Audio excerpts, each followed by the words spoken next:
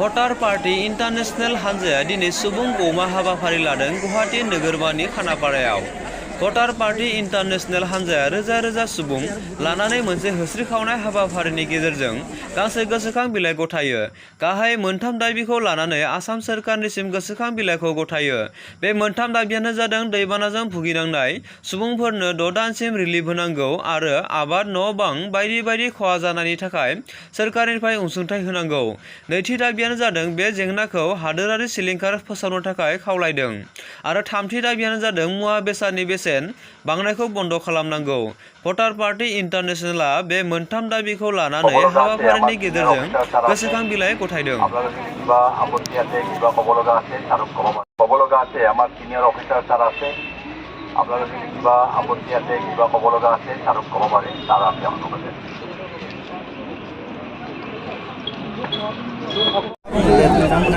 माने हाबाफारि हिसाबै जितु जोङो जनता भवनाव फैनानै जोंनि रायजोफोरनि बा न' खहा जानाय रायजोफोरनि जेसेबां गांनाय उखैनाय दङ बेफोरखौ सुफुंथों होननानै जोङो जनता भवनाव प्रग्राम लादोंमोन।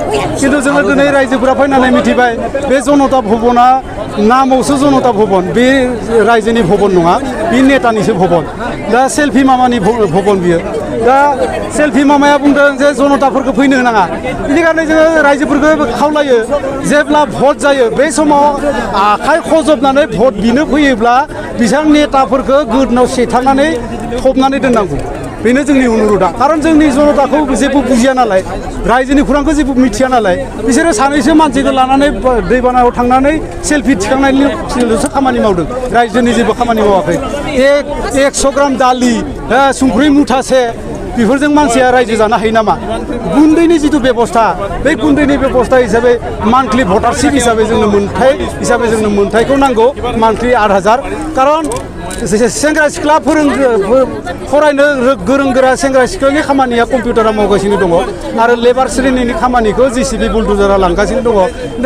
दा सेंग्रा सिख्लानि खामानि जेबो गैला जालांबाय। दिनै दिल्लीयावबो थांनानै रायजोफोरा खामानि मावना जानो रोङा जाहैबाय, हाया जाहैबाय।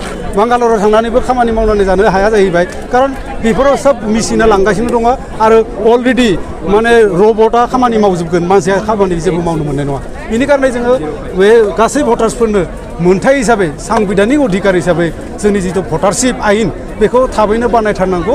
बे हिसाबै जोङो रायजोखौ अनुर'ध खालामो। दिनै एक्सुवेलि मोनब्रै दाबि।